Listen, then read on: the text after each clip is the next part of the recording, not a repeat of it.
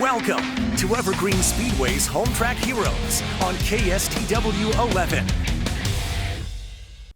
Welcome in here to Home Track Heroes on Seattle 11. It is Seattle 11 and Speedway Chevrolet weekend at the fair here on the races. I'm Caleb Hart. He's Greg Pylan. Greg, welcome to the show. To say we've got a lot to get to would be a massive understatement today. Looking at the entire roster, I just know it's going to be a long night, but what an exciting night to watch all the action here on Seattle 11. We have 11 different features to bring you in some form or function, and finishing things off with a demo derby. The buses are here, the boats are here, a whole host of others will be all over the figure eight track as well. And then, because it's fun, we're just going to create a brand new figure eight track. That's right, this is mini bump to pass, and yes, using the Uke tires, they're going to make a figure eight. It's going to be interesting. It's like a 1/9 of a mile figure eight or something like that when you shorten it down this much. We'll tell you who the participants are, because you can see they're creeping at like 6 miles an hour around there.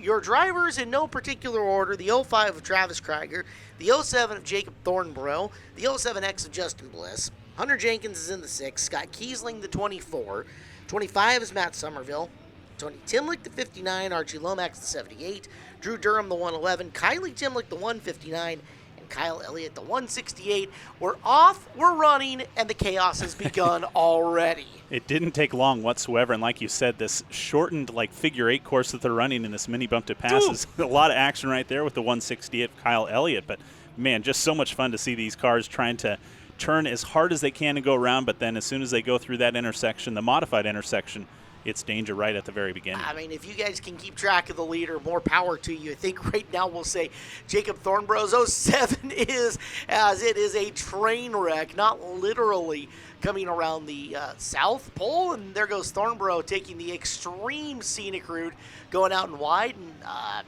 Tony Timlick's 59 is going to get the lead now, I think, maybe. Who knows? Just settle in and relax, because there is something happening all over the place, and two cars just arbitrarily going to hang out and park there in the middle of the racetrack. Yeah, and that looked like Krieger, maybe Travis Krieger in the 05 going backwards and running into Tony the Tiger Timlick there, and we see a little bit of a bottleneck just at the South Pole area. You got a couple of cars that are broken down right in the middle, and man, this is just a lot of fun to watch, and it's, I think, such a good preview for what's going to be happening later on in this evening with this demo derby coming up too. Oh, I mean, the end of our show tonight is going to be some kind of chaotic between, again, buses, boats, and a demo derby here at the end of the program. We're glad to have you in with us. Thornborough's 07, he might be your leader, he might not. We think, I don't know, he's one of the few cars moving at speed, as the cars are now providing their own obstacle course along with everybody else here on this figure eight. Look at them, they got to split two more cars that are stuffed in the middle. Thornborough swings it way wide, and somebody almost took a licking. We've got two different 07s too, so good luck keeping track of that. I know the Pac-Man car is Matt Somerville, and Somerville sticks a nose in there on the end, and then he gets turned around and is facing the wrong way. He's going to have to fire it back up. And like you said, too, it's so interesting to see how many cars are kind of stuck here in the middle, right? And it's some of these cars, I think, have a hard time with a lot of contact there with Tony Timlick and the 07 of Justin Bliss or Jacob Thornborough. But a lot of fun to see how many obstacles are here in this mini bump to pass course. And I would suspect that towards the end of this race, you're going to have far fewer cars that are actually running and still going than you are just stopped on the track. I think we've got like 4 of them moving at this point in time-ish.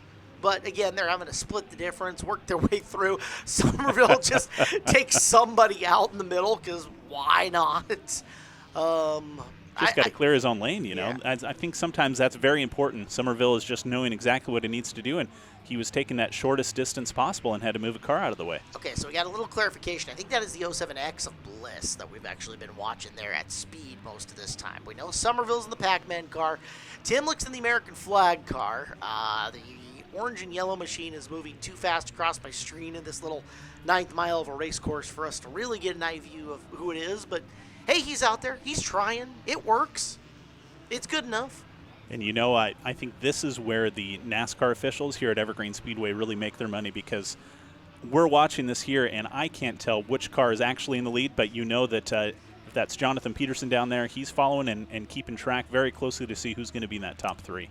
Okay. That's the 78 of Archie Lomax that's out there. So we've got 4 of the 5 identified that are still out and running. And again, that's probably why we don't have a ticker up on this, because it would have been changing so quick that it would have broken the entire system in the original couple of laps. Lomax, the yellow and orange car, Somerville laying to the back bumper to him. Full contact on the figure 8 for the mini bump to pass. And again, bump to pass, you're supposed to hit them when you go by them. They're having no problem with that, and as we're seeing the white flag, so this one is just a lap from being over. Checkered flag is now waving, so they say, okay, we're good. We've seen enough. Unofficially, we're getting word. The win goes to Timlick, second to Bliss, and third to Somerville. So, well, taste of things to come, Greg. That was some different version of Wild for the bump to pass, but let's move on to a little more traditional racing. What say you? I think this is a division that we'll be able to keep straight the entire time. So we're going to start off with the BECU mini stocks here. Front row, it's going to be the 24 of Jaden Kelly, sponsored by Tom's Automotive. On the outside, Brooklyn Bender in the 18, brought to you by PRCBD. Second row is Gavin Ballou, the Rare Engines, number 12. Jason Engbaum next to him, car number 27, sponsored by Lewis and Main Restaurant and Brewery of Monroe. Sponsored by Brava Pizza in Snohomish, it's the 16 of Travis Woodward on the outside, the 21J of Justin Brave, sponsored by Clean Crawls. Fourth row, Lyndon Smith, car 221, sponsored by PRCBD. And then it's the ATR Andrews Truck Repair number 61 of Randy Dittmers. And leading out the rest of the pack, sponsored by the Village Tap House and Grill, it's the 14 of Christine Hill. So 9 cars going 30 times around here on the 3/8. For the BECU mini stocks here on Home Track Heroes. Travis Woodward on a bit of a winning streak coming into this one. I believe the number is 3 in a row at this point in time for Travis, so he's looking to go for a 4 spot. Justin Brave took the last race off. He is back, and we'll watch his in-car camera in the bottom right corner as the green is out and this main event underway. Yeah, so kind of really cool view here with Jaden Kelly, Travis Woodward, Justin Brave, as you said, and kind of a nice stack up here after the first lap as they're coming out now into the backstretch into turns 3 and 4. So good job here. We'll see if Jaden Kelly can keep up with this pack here in the number 24 car, always a favorite of mine out here at Evergreen Speedway. So we got 1 lap down, a few laps left to go. Settling in and stringing out single file in a lot of places. Good side-by-side action a little bit further back in the field. The Smith and the 221 working underneath Ballou for the 12 car, and they're right on the outside of a podium finish looking in. It is Smith down low on Ballou with a nose. Inside of Kelly, they will split the difference and make a Jaden Kelly ice cream cookie sandwich there, I guess. The Cookie Queen losing a spot or 2. Smith goes around, and now Woodward to the inside looking to move up forward on this field. Yeah, it'd be really interesting to see if Lyndon Smith in the 221 is able to hold off the 16 of Travis Woodward as we see them coming across the start-finish line. It's all Justin Brave in the 21J. As we see, once again, Lyndon Smith still back behind, trying to catch back up to this pack, but the 221 having a solid season so far as well. This was the battle up in front of the field last time here on Home Track Heroes between Smith and Woodward. Lyndon's got a nose inside Brooklyn Bender as a couple of team cars going after it. Now, Brooklyn going to shuffle back 2 spots in one corner. 2 for 1 go Smith and Woodward, and picking up second and third respectively. You know, it'll be really interesting to see what Travis Woodward does in the 16 car, obviously following very closely right now to Lyndon Smith and kind of taking the opposite path, trying to pass some of these cars as they just did with Brooklyn Bender, but be really interesting to see as we see Woodward trying to creep to the low side here down the backstretch and almost had the advantage there going into turn number 3, not able to hang on to it at least for the time being, but now nearly side by side as they come across the start-finish line, still the edge to the 221 of Lyndon Smith in second spot. So Travis Woodward is snuck to the inside now of Smith. Smith strung up in the high groove, and Woodward will ascend to position number 2. We'll come back and we'll finish off the BECU mini stock main event coming up next here on Seattle 11. You're tuned to Home Track Heroes. Welcome back here to Home Track Heroes on Seattle 11. You're in car with your race leader on the left-hand side of the screen.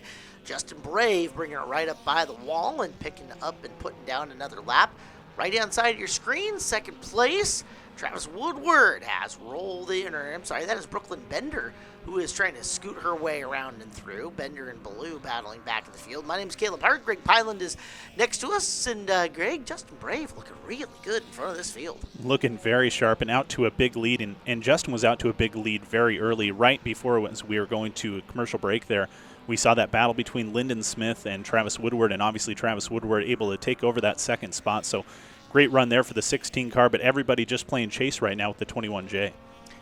So we're watching a battle further back in the field. This is between Brooklyn Bender, who is 4th, Gavin Ballou, who is 5th. As we're going to flash back forward, there is Justin Brave. Brave rolling through this racetrack and looking really good. Second place not even in screen. Excellent run for Justin. Finally, you see second place Travis Woodward over a straightaway back from him. Yeah, so you got a lap car between Justin Brave and Travis Woodward. There's Lyndon Smith just coming across the start-finish line as well. But as you said, you can just see the massive lead that the 21J Justin Brave has, as we said, see him going down the backstretch. And once again, there's the 18 car of Brooklyn Bender a little bit further back in this track. But, man, just what a textbook run here, I think, by the 21J. Now he's just hoping that this field stays clean and green the rest of the way through. Otherwise, Travis Woodward hoping for a caution flag, and he almost got one there as Brave came up on the back of Jaden Kelly with a lot of velocity, and then up on the back of Christine Hill as well. Almost some contact there. That could have been very, very bad for your race leader. Yeah, and you see just Justin Brave there, as you said, narrowly avoiding any kind of contact there with Jaden Kelly, but then coming in a little bit too hot. We saw him have to go a little bit wide down the front stretch, and then coming into turns 1 and 2, put on a little bit of a drifting show, but able to recover very nicely and keep things going straight forward for the 21J. Travis Woodward once again still in the second spot, and here's an issue. Ooh. Whoa, it's a big issue all across the board. 3 cars end up spun in the corner. Christine Hill's 14. It's Lyndon Smith, who was 3rd in the 221, and Brooklyn Bender in the 18. Let's get another look at it into the corner. Lyndon got up on Christine, I think a lot faster than he anticipated, into her, and around he goes, and then Ballou in the 18 of Bender in behind him, causing a spin out. Well, talk about your good breaks for Travis Woodward. He has got to be, I don't know, he's got every lucky charm he's got on him, because he's going to start right up in the back of Justin Brave here. Yeah, and like you said, the advantage that 21J Justin Brave had over Travis Woodward, the only way you kind of catch back up at this point was getting a caution flag. So luckily for him, the 221 of Lyndon Smith just came in maybe a little bit too hot into turns 3 and 4 as we go back green here once again. And look at that start by Travis Woodward on the outside. Brave on the low side going into 1 and 2, able to maintain that advantage and jump back out into the lead. But what a good restart there by the 16 of Travis Woodward. Yeah, Woodward with a shot now at Brave. He's going to be right behind him. Ooh, and Brave got squirrely at corner exit. Here comes the run for Travis. He'll dive to the inside in the first corner. We've seen him make a lot of passes down there, and they're going to go number to number as they exit turn 2. Woodward making his bid for the lead just beyond halfway. And, you know, it's kind of interesting we made the comment about Justin Brave kind of going a little bit wide into turn 1 and 2 and looking like he was drifting. We saw the kind of same thing there in turns 3 and 4, and now the advantage once again, Justin Brave just getting a little bit loose there going into 1 and 2, and Travis Woodward in the 16 car, his car is just stapled to this track right now, and he's taking advantage, and now over into the lead is the 16 car of Travis Woodward. So Woodward takes the lead. You are watching Home Track Heroes here on Seattle 11, and Home Track Heroes brought to you by Angel of the Winds Casino Resort. They now have sports betting. Think you can pick a winner? Prove it. Angel of the Winds Casino Resort, the only home for sports betting north of Seattle, exit 210 off I-5 in Arlington. So once again back, we just saw the 221 of Lyndon Smith, so nice to see Lyndon Smith back out there after that earlier spin out, and Brooklyn Bender in the 18, as well as Gavin Ballou. And Ballou on the high side, Lyndon Smith on the low side going down the backstretch as they battle back and forth into turns 3 and 4. But man, look at Lyndon Smith just carving through there, and he's going to be just the slight advantage in front of the 12 Gavin Ballou, as Belou's now going to have to slow down and figure out a good way to get around that 18 car. That's the second time over the course of this program that we've seen Bender lose 2 spots in one corner, as both Ballou and the True 21 of Smith go by. Smith getting by Ballou at the same time, goes 5th to 3rd in 1 lap. A nice recovery for Lyndon in the 221, but he's got a long ways to run down Justin Brave. Woodward and Brave, your classes of the field here this afternoon. Yeah, definitely looking sharp as we continue to watch here the 221 of Lyndon Smith in turns 3 and 4. Ballou back behind. And that Lyndon Smith 221 car in that 3rd spot, like you said, it's almost the best case scenario, I would think, after having that kind of a spin out in turn 3 and 4, but then still being on the podium at this point here with 8 laps to go. Especially if you're chasing points, like a lot of these drivers here in the BECU mini stocks are a very consistent division, as we've had a great core group of racers. Speaking of which, the guy with 3 in a row, he's now looking for 4. That is going to be Travis Woodward, as he has opened her up a little bit over Justin Brave. Brave, a feature winner on the season as well. 6 laps to go, but it looks like Woodward getting stronger And Brave going to have to figure something out quickly if he wants to be a factor. And it's just so impressive when you saw the beginning portion of this race, what we saw Justin Brave doing to the rest of this field before that first caution. And then to see Travis Woodward take advantage. We saw him from the get-go on that restart where he was on that low side and, had a little bit of advantage, but Travis, our Justin Brave, still able to maintain in that first set of turns. But now at this point, Travis Woodward looks like he's building on that lead he has now. You wonder if Woodward, the veteran racer, at the point in time where he got by Justin Brave, kind of put Brave, I'm going to use a poker term here, on tilt. I got passed. Now I'm, what did I do? What did I do wrong? And, it's very easy for Brave, who is on the younger end of the race scale with some experience, but I got passed for the lead. Now what? It can shake a guy and lead you to making a couple of bad laps right thereafter. Especially if you're having some hard times in some of the turns. That 3 and 4 there for Justin Brave looked pretty darn smooth as he's trying to maybe take the same line that he sees Travis Woodward taking, but I think that's a little bit what hurt him earlier on when Travis Woodward was able to take over that advantage in that first place spot, was just some of the turn issues that Justin Brave was having. But now looks like he's recovering fairly well. We had seen Brave, the back end of that car, almost stepping out and around on him, exiting turn 4 right before Woodward got his run to pass the lead. So we know it's not handling perfectly, but still good enough to run second and a long ways away from third as we're coming in to the white flag. Travis Woodward about ready to throw up the 4 in a row if he can just make this one more lap. 4 in a row and maybe 5 on the year, I think, for Travis at this point. It has been a fantastic season for the 16. What an impressive streak here as we see Travis Woodward now working his way into turn number 4. Brave catching up a little bit too little too late, though, here as the checkered flag goes to the 16 of Travis Woodward, 21J of Justin Brave in second, and Lyndon Smith in the 221 in third. All right, that'll do it. There will be no podiums here today. We got a packed show here on Home Track Heroes, so we're just going to keep the ball on rolling. However, we'll change gears. We're going into the actual figure 8 course. No, not the little baby one this time. It is time for the Monroe Grocery Outlet Superstock figure 8 main event, 30 laps around, and your lineup looks like this. Jeff Talbert's in the 72. He's sponsored by Pilchuck Heating. Next to him is 67 Mackenzie Dietz, sponsored by BECU. Next up, we have the 66 of Rick Jones, sponsored by Winter Speed Shop in Burien. And on the outside, the 01 of Doug Delfell, sponsored by Mazda of Everett. The third row is John Carlson. Mary's Towing sponsors the 5 car. Next to him, 43 Sheridan Vincent, sponsored by Dwayne Lane Chevrolet of Arlington. Sponsored by Papa's Tavern, it's the V8 of Bill Fleischacker. On the outside, the 19 of Harrison Hardwick. And the fifth row, Robert Weldon, the All-Ply Roofing LLC 63. Next to him, JE55. That spells Jess. It's Jess Wilkinson. And the final car here in the Monroe Grocery Outlet Superstock Figure 8 is 76S of Chris Southard, sponsored by Three Rivers Marine. So 30 times around the most dangerous intersection in Washington, nay, the world sometimes, depending on how intense it gets. A couple of feature winners on the year. In the front row, it's Mackenzie Dietz taking on Jeff Talbert. You get the in-car video from Mackenzie. Robert Weldon and Jessica Wilkinson, courtesy of Brandy Hood Promotions. Big thank you to Brandy for bringing this to us as Mackenzie's got the early lead. Yeah, what a great start there for the 67 of Mackenzie Dietz. And it looks like to be Jeff Talbert in that second spot right now, running up towards the top of the pack. But what a great start out here for the 67 of Dietz, and looking pretty sharp as we see mostly single file as we come through the intersection here once again.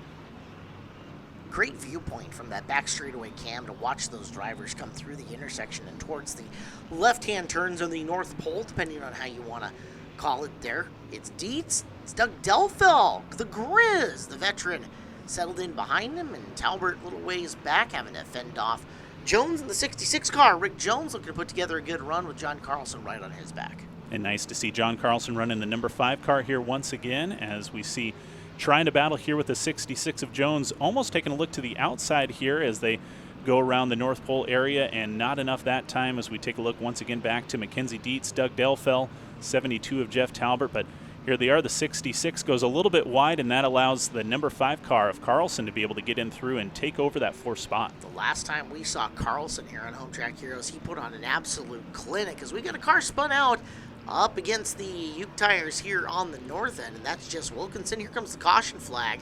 Dietz and Delfell did not want to see that as Wilkinson pointing towards our inside flagger. And we'll get a look at the replay as the Home Track Heroes crew caught exactly what happened to the 55 car. Let's take a peek. Yeah, so here's the 76S of Chris Southard, and just spun around just before the start-finish line for this figure 8 track is Jessica Wilkinson. So unfortunate there. Yeah, she took a very wide exit to that corner. It looks like she was just trying to correct, and unfortunately she overcooked it. Got the egg scrambled instead of sunny side up. As we're going to go Delaware style in behind your leader, Mackenzie Dietz. 72 of Talbert inside. Delfel's yellow 01 kind of pinned outside, at least coming around the north. But he's inside to the south as we go back to green. So great job there by Doug Delfel on the 01 and the 5 of Carlson, able to jump now into that third spot. So great restart here for the 5 as we'll see them coming around the North Pole here. But just right in front of the 72 of Talbert is the 5 car there of John Carlson, and very impressive to see what he can do now behind the 01 of Doug Delfel, but Mackenzie Dietz out in front and still leading this pack once again. The last time we had John here on the show, it was just a clinic as he wove high, low, put his car in the exact right spot every time. Look out, we got another one around, firing it back up and staying green, at least for the time being. So again, we'll watch the blue 5 as Carlson will watch the vantage point. Right here is where he used to make his swing, but we'll have to wait another lap as we got 2 cars together. 55 of Wilkinson and the 66 of Rick Jones this time. Stopped in about the same place that Jess was stopped the last time. Let's take a look. Yeah, I was going to say almost the exact identical spot that happened last time. There's a little bump in there that's happening between the JE55 and the 66, and now here comes the 66 car, Rick Jones, right over into the back end of the JE55. Revenge is a dish best served cold, is it not? Yes, indeed. Well, we will continue with our food metaphors as we continue on here with the Monroe Grocery Outlet Superstock Figure 8A main. We still have 24 laps to go, but now, instead of Talbert next to Delfel, it is the Cowboy John Carlson. And Carlson going to be pinned to the far edge of the racetrack here, making the right-hand corner. But we'll see what he can do against Delfel coming in and through. And that was the spot that John Carlson was able to take advantage of last time, but he's doing a great job sticking right now with Doug Delfel, and now has the advantage as they come around the North Pole.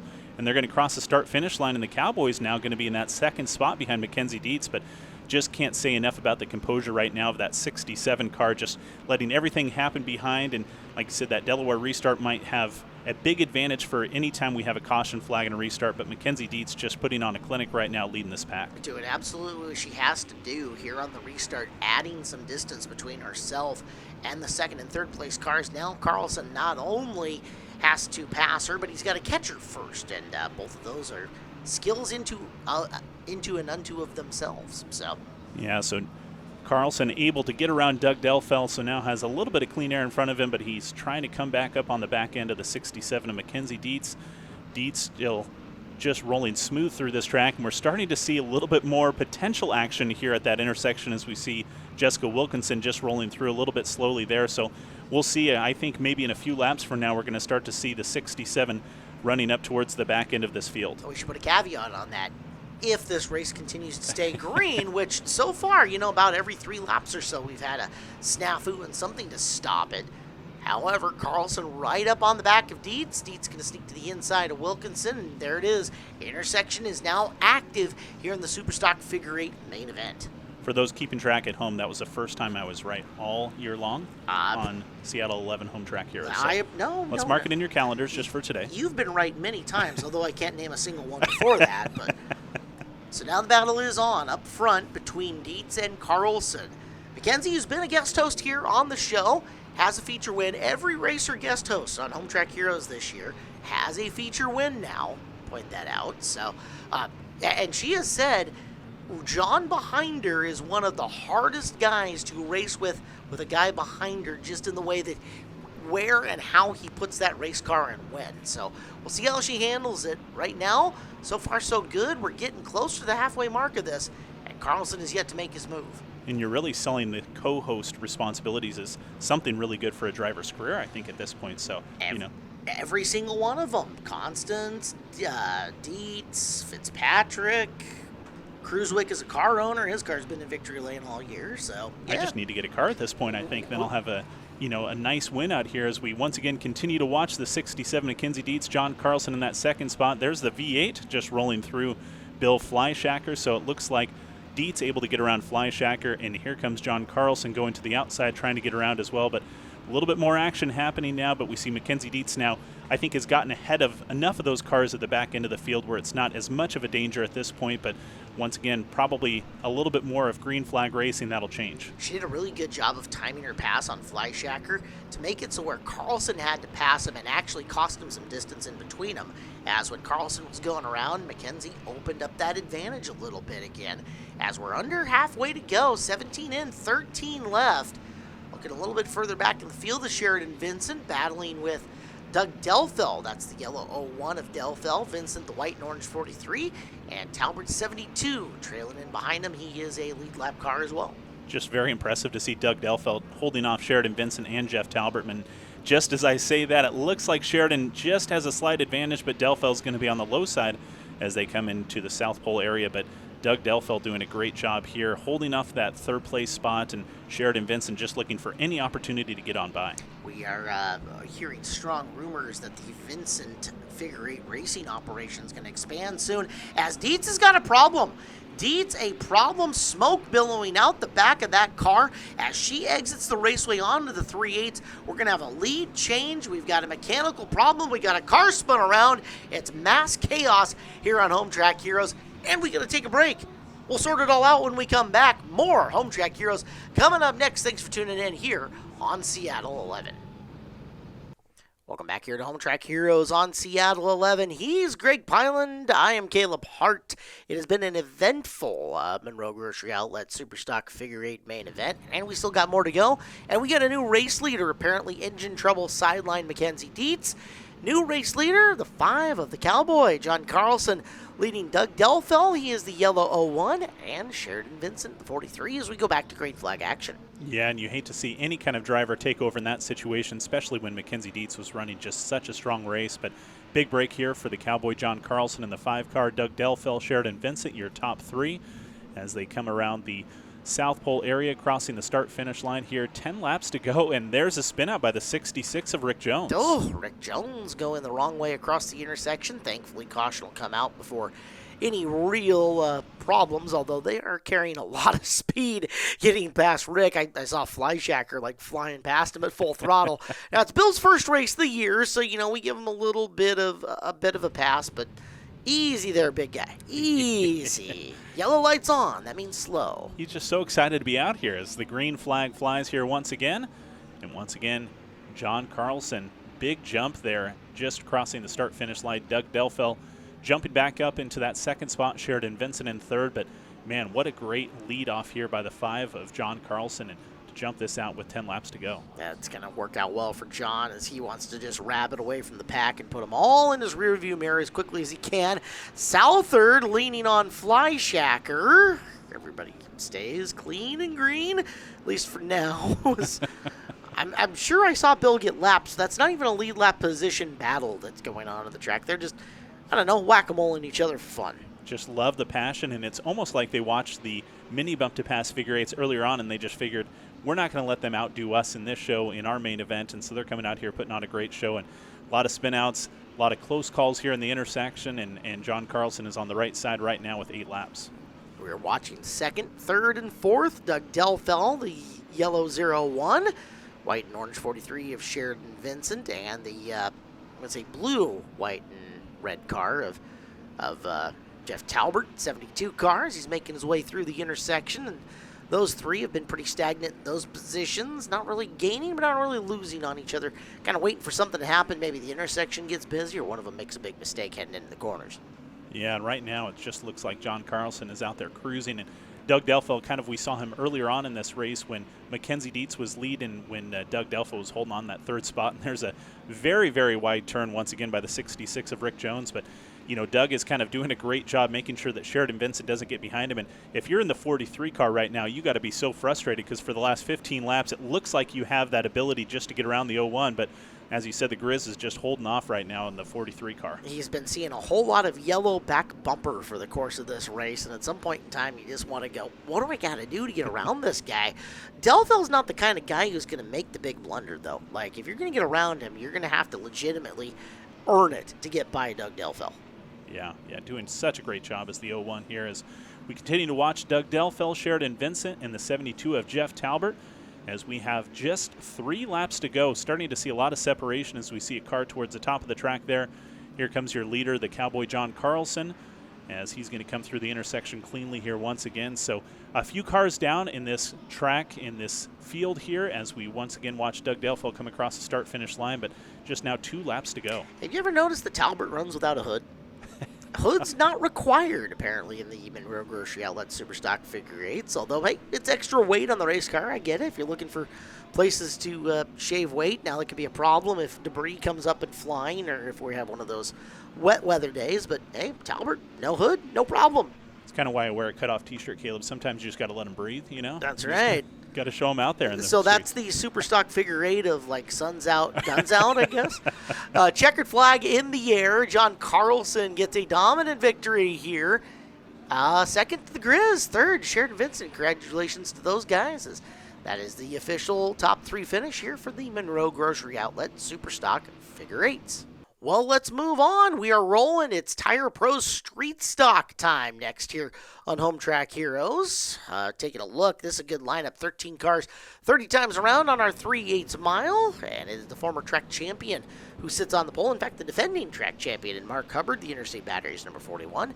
Next to him, Mike Marthaler, car number 44, sponsored by Direct Carpet Cleaning.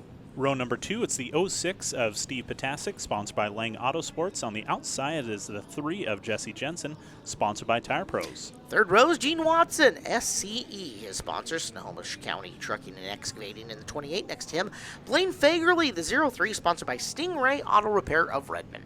Row number 4 sees the 22 of Kenny Erickson, sponsored by AFC Forestry. On the outside is the 69 of Austin Camp, sponsored by Ad Taxi. Row behind them, row 5 is Mike Shimmick, car number 7, sponsored by Big Block Brewing. And the 85 of Jim Fody, sponsored by Trademark RCS. Next row back is the 43 of Sheridan Vincent, sponsored by Siskin Power Equipment. On the outside is Chase Jones in the 14. And final row, it's Billy Decker all by himself in the red 17 machine. Ford-powered 17 car back there, if he fans the blue brand anywhere. So 13 cars, 30 laps. Hubbard has got the pole and the early lead heading into turn number 1. Marthaler, who is still hunting his first feature win, with Potasic and Jensen in row 2 in behind him as we're up and underway. Man, what a sharp new paint job, too, on that 41 car for Mark Hubbard, at least the first time I'm seeing it, and gets a little bit loose there coming out of turn number 4, able to recover very well here coming across the start-finish line. But Hubbard, obviously somebody that knows this track very, very well and doing a great job out in front. And then we see Marthaler falling back just a little bit here as he's starting to fall back into maybe that 3rd spot, now going to be side by side with the, looks like maybe the 3 actually of Jesse Jensen. Side by side with Jesse Jensen's not been a good place to be this year because that 3 car has had speed to spare all year long. He'll move into 3rd and settle in behind Potasic, the former Trek champion, who sits in 2nd. Jesse quickly going to get out of line and jump into the middle groove, at least coming off corner 4. Quickly back to the inside, though. Saw a lane, moves it past. As you see the light-up Ferris wheel in the back, it's rotating, and so is the 3 cars. He rotates up into 2nd. What a quick move there by Jesse Jensen, getting into that 2nd spot ahead of Potasic, as everybody's still chasing the 41 of Mark Hubbard. But my goodness, as you said, Jesse Jensen just making very quick moves there on that turn number 2, heading into the backstretch, jumping into that 2nd spot. So this was one of the battles of the year last year, and it's been a good one here this year. Hubbard in the 41 and Jensen trying to chase him down, and you can see Jesse's got a look already off the bottom of the 4th corner, and just like that, lickety split. It took 5 laps for Jensen to come from 4th and into the lead, and let's watch and see if the 3 car can check out. You know, and it looked like Hubbard there was trying to take a look on the outside as they came out of turn number 2, maybe trying to hold a little bit more speed coming out of 1 and 2, but not enough there. Jesse Jensen out in the lead here, and we'll see if he starts to pull away. Mark Hubbard doing a good job so far, keeping pace, but Steve Potasic maybe starting to fall back a little bit now of your top 2, and then we have Gene Watson in that 4th spot, Mike Marthaler in top 5, but man, just so smooth to watch Jesse Jensen cruise to this 1st place spot. So Jensen, your leader over Hubbard. You mentioned the new paint scheme on Hubbard. Unfortunately for Mark, it's been a rough year on body work for him as that car has been torn up and had a couple of fenders, a couple of doors ripped off it. So last time it happened, hey, let's change things up a little bit and add some Interstate Batteries colors to it. You know, yeah, and it definitely threw me for a loop because I'm kind of like, well, that's a really sharp-looking car, and it I see the 41 on the side just barely, but looks really good. Hopefully the car runs just as good as it looks, as he's still trying to track down the 3 of Jesse Jensen. Take a look a little bit further back. You have Steve Potasic, Gene Watson, and Mike Marthaler once again still rounding out your top 5, but all of them chasing the number 3 car of Jesse Jensen now with 21 laps to go. 9 laps went by really fast here in this main event as they worked down the back straightaway. Home Track Heroes brought to you by Tire Pros, the official tire dealer of Evergreen Speedway. Tire Pros is your one-stop tire retailer where honesty is the best policy, and they have a hassle-free guarantee. Tire Pros has all the national brands and offers a nationwide warranty on your tires. Go to tirepros.com for all the information you need.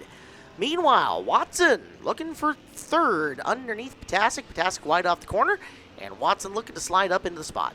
Yeah, started on the back stretch, and Gene Watson just gets that advantage going into 3 and 4. They're still side by side, so great job by the 06 of Steve Potasic holding on as he's on the high side here going down the back stretch now, but into 3 and 4 still side by side. So Gene Watson with the advantage, but Steve Potasic not giving up at this point with 17 laps to go. Mike Marthaler doing the smart thing, seeing a gap show up on the inside of the racetrack. He's going to follow Watson right into the low groove and hopefully right up into 4th for Mike. So the double 4s moving into position 4, coming off the corner, and it looks like he has got it. Marthaler into 4th place and going to continue to chase around Gene Watson in his hunt for a podium. And just such an unfortunate event, but we've seen it so much this year at Evergreen Speedway is you get a car that maybe gets caught on that high side. You have a car that a little bit faster is going to take that low side, but then they don't get in. They're trying to challenge too much and maybe stay with that car that they're on the high side with, and that allows those cars back behind to continue to take that low track and be able to pass by, as what did Mike Marthaler do. Low groove, the short way around the racetrack, and always, I don't say always, but generally thought of as the fastest way around the racetrack. Here in the street stocks, though, there are a number of cars that have shown they can be very adept in the middle and the outside grooves, and the 2 of them that are best known for that, Jesse Jensen and Mark Hubbard, right now running in positions 1 and 2 here at the halfway point of this main event. And look at that advantage that the 3 of Jesse Jensen has over the 41 car of Mark Hubbard now. And we see now it looks like Watson trying to take a look to the low side here of the 41 of Mark Hubbard as they come down the front stretch into turn number 1. And he's going to have the advantage going into 2. And look at Mike Marthaler. He's going to play follow the leader here with Gene Watson here once again as Watson almost gets clearly by the 41, and there's trouble right in front of the 41 car. That's the 14 of Chase Jones who goes looping it up there. 22 of Kenny Erickson and the 03 of Blaine Fagerly get together in the corner as well. So caution flag out. You saw it all happen. We won't play it back for you, but that will bunch the field back up right as moves were being made up in the top 5. And that might be a really good situation for the 41 of Mark Hubbard, as we saw Gene Watson was just getting by him. We saw the 44 of Mike Marthaler just coming up on the low side as well. And now we're going to see the 41 of Hubbard on the high side, Jesse Jensen on the low side for this restart. So Hubbard with a chance to restart outside of Jensen and put some pressure on your race leader. Jensen will nose ahead going into turn number 1 as we got cars all over the place back in the pack. It's Fagerly's 03, and yellow lights blink on. We will go caution and have to restart this again. Yeah, quick restart there and some quick issues for the 03 car of Blaine Fagerly, but we'll take a look here at the restart just as they come across maybe just a little bit of help there as they came down the front stretch into turn number 1 and 2, but unfortunate there on that restart. That looked like a love tap from Jim Fody getting into the corner just enough that Fagerly gets loose, turns it around, and we get another look at cars going side by side here on the restart. So from the in-car camera of Jesse Jensen, and I love this vantage point, looking backwards. Now watch what happens to the back end of this car as he comes through the corner.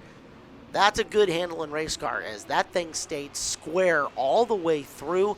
And we go to green, and Watson, smart and smooth right through. And Potasic's actually going to work from 5th up to 3rd. There's problems on the Hubbard car. He just lost all those spots. Yeah, it looked like he lost maybe close to 10 spots there in the 41 car as we see Jesse Jensen, like you said, great restart there. Gene Watson just followed his lead, and Mark Hubbard just lost tons of ground. Able to recover now a little bit as he's going to be back in the field, but my goodness, what a great restart. And all of those cars that took advantage, I think nobody bigger than the 06 of Steve Potasic. You feel for Marthaler, who was in the outside lane, kind of caught behind Hubbard right there, and whatever happened to Mark, it adversely affected Marthaler, shuffling him backwards, although he's picking her back up. He's in 4th. Austin Camp running a strong 5th right now as we're down to 12 laps to go.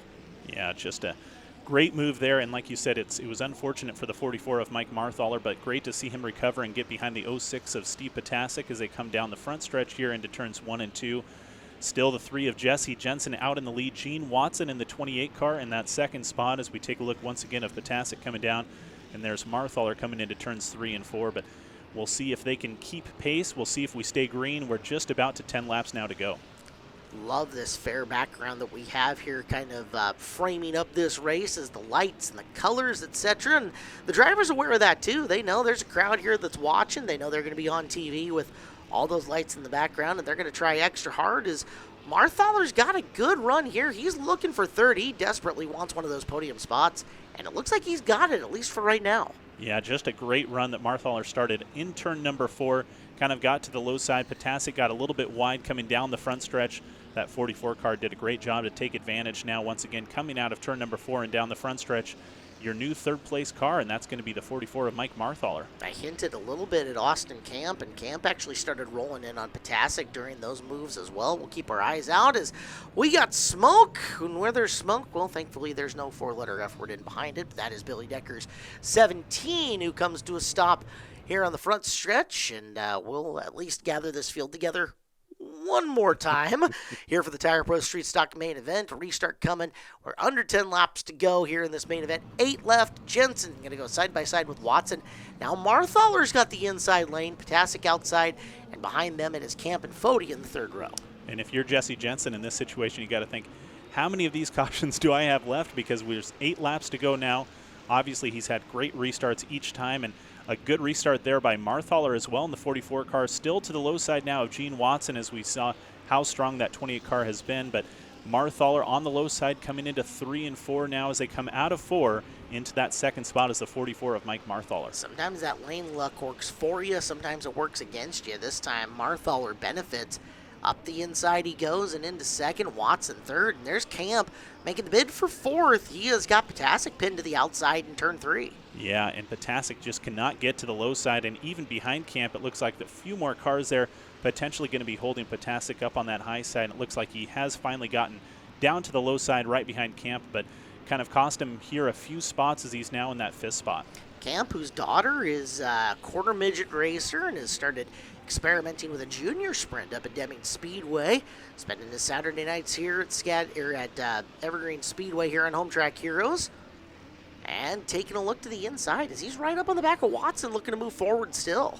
Yeah, doing a great job there in the 69 car. Gene Watson now kind of losing a little bit of ground between himself and the 44 of Marthaler. Jesse Jensen crossing the start-finish line here once again. Now 4 laps to go, but Marthaler really good in turns 1 and 2 there and caught up maybe just a little bit more than Jensen was expecting there. The number 3 car able to recover and doing a good job taking it down the backstretch, but 44 car looking for that first place spot. You know, it was just a few weeks back that those two were running 1-2 just in the flip order with 1 lap to go in this race. Contact happened, and unfortunately it knocked both of them out of contention. That was the week that Kenny Erickson got the very popular win. Erickson in the 22, you see chasing Jim Fody right now further back in the field. Hubbard trying to rebound in the 41 and come forward also. 2 laps to go. You wonder if Marthaler can get close enough to Jesse, if he'll use the chrome horn and let him know he's there or not. This time around, 1 lap to go, 3/8 of a mile left to decide it. So good look here of Gene Watson coming out of turn number 4. So Jesse Jensen's going to take the white flag. 1 lap to go here for the 3 car into 1 and 2. Very smooth there for the 3, as is the 44 car, but they're coming down the backstretch. Maybe a little bit too late here for the 44 of Mike Marthaler, as Jesse Jensen is going to be clean out of turn number 4 and take the checkered flag. So another win for the 3 car. Jensen wins. Marthaler, a fantastic run for second. And Watson a third. The official results of the Tire Pro Street Stocks here on Home Track Heroes. Onwards we move here on Home Track Heroes, back to the figure 8 course, Frank's Radio Outlaw. Figure 8s, these are the biggest boys and the baddest toys in the figure 8 courses. They make all kinds of noise here at Evergreen Speedway. Let's take a look at your lineup. That is Dakota Wilkinson's the white 25 car, and the 007 is Jim Powers, I should say. Wilkinson sponsored by Tony V's Garage, and Powers sponsored by Pilchuck Heating. Row number 2, Ricky the Kid Dietz in the 676, sponsored by Tire Pros of Arlington. On the outside, the Cowboy John Carlson in the 50, sponsored by the Fireplace Guy Hearth and Home LLC. Third row's Chris Southard. Three Rivers Machine sponsors the 67. Next to him, Jamie Corbett, 767, sponsored by A1 Auto Service Center. You talked about him earlier, how excited he was to be out here. The V8, Bill Fleischacker, sponsored by Papa's Tavern, joining the Frank's Radio Outlaw Figure Eights. Pay for your pit pass, get as much racing in as you can get, right? So Fleischacker will tag the field. As we go in car for the Brandy Hood promotion shot, Jim Powers is on the pole, or he's at least on the front row for this one as we are ready to go green flag racing. And green flag taken here, Dakota Wilkinson, Jim Powers. Powers with a nice start here. The 007 car is going to take the early lead here, and it looks like the Cowboy John Carlson jumping up into second. So Dakota gets a little bit wide there in the first turn, and he's going to jump all the way back to that third spot. Ricky the Kid Dietz still holding in that fourth spot, but 007, Jim Powers, your early leader. I'm watching Powers come in through the corner, watching where he's picking up the throttle and accelerating through. Very impressive here on the opening lap. He has got Cowboy right behind him, one of the strongest drivers in the history of this division. I mean, over the past, let's say, decade, it has either been the Carlson or Dietz show most of the year as far as championship standings go. So Powers will have Carlson right in behind him and Wilkinson third here in the early goings, and we need to take a commercial break. We'll come back with more of the Frank's Radio Outlaw Figure 8A main event next here on Seattle 11. This is Home Track Heroes. You're tuned to Home Track Heroes, and these are the Frank's Radio Outlaw Figure 8s out here for their main event. I'm Caleb Hardy, he's Greg Pyland. And that is Jimmy Powers, the 007, and he is right in behind Bill Fleischacker's V8 with a field sticking in between them. Powers is going to have to get bold and make a move, and he does, and the door opens, and there goes John Carlson into the lead. No, that stinks for Jimmy. And Bill Fleischacker maybe just playing spoiler here a little bit as we see Jim Powers and the 007 now falling all the way back to fourth. He was obviously not in the lead there with the 007 of Jim Powers trying to get by, but he takes that outside lane. Unfortunate for him, but great news for the Cowboy John Carlson, who's now out in the lead. Carlson now leads Wilkinson 2, and Dietz going to sit in the third spot as we're over halfway through this feature. And now it's Carlson who's under the gun. Wilkinson not letting him go, though, out in front of this field. Yeah, and it's nice to see Dakota Wilkinson in the 25 car kind of battling back a little bit. We saw kind of on that start, we saw Jim Powers and we saw John Carlson kind of jump ahead of the 25 car, and now it's good to see that Dakota Wilkinson kind of battling here, staying in that second spot right behind the 50 of John Carlson. You're watching this main event here on Home Track Heroes, and it's all brought to you by Bardall. Bardall Manufacturing, located in Seattle, a world leader in automotive lubricants with oils, additives, and lubricants for your car, truck, boat, motorized toy, outlaw figure eight, you name it. Pick the brand. Racers around the world rely on Bardall. Celebrating over 82 years in business and operating in 90 countries, make Bardall your brand. So once again, a nice look back here to the 676 of Ricky the Kid Dietz. Jim Powers and the 007 back behind, and then the 767 of Corbett. That rounds out your top five, all still chasing the 50 of John Carlson and the 25 of Dakota Wilkinson. Now just at 10 laps to go, just about ready to make it 9 as we see no problems there through the intersection for Ricky the Kid Dietz, and Jim Powers and the 007 trying to stick pace with him behind as Ricky is holding on to that third and final podium spot. You know, this isn't the most monstrous field, but the way they're spread out, there is a little intersection going on between the back of the field and your drivers up front, so we'll pay attention to that just in case it gets a little hairy. And Powers is doing a very good job of keeping pace with Ricky as, boy, Dietz, that car just does not have the forward drive off the corner that you're used to seeing out of Ricky. Usually you see that thing half sideways and around, and we've got some sparkage coming here. There is problems underneath Carlson, and Wilkinson's going to take the lead with 6 to go as Carlson out with mechanical failure. Wow, how unfortunate is that? And John Carlson got the advantage with Bill Fleischacker in front of him last time, as we saw Jim Powers was trying to make the pass, and once again, Bill Fleischacker in frame as we see John Carlson having to exit off and go into pit lane. So that V8 is really having one heck of a night and making a lot of stories happening here in this Outlaw Figure 8. You know, this would be the perfect thing to, just put this show on the DVR and then take it to a sponsor. Be like, hey, take a look at this. Look how much TV time I got here today, right?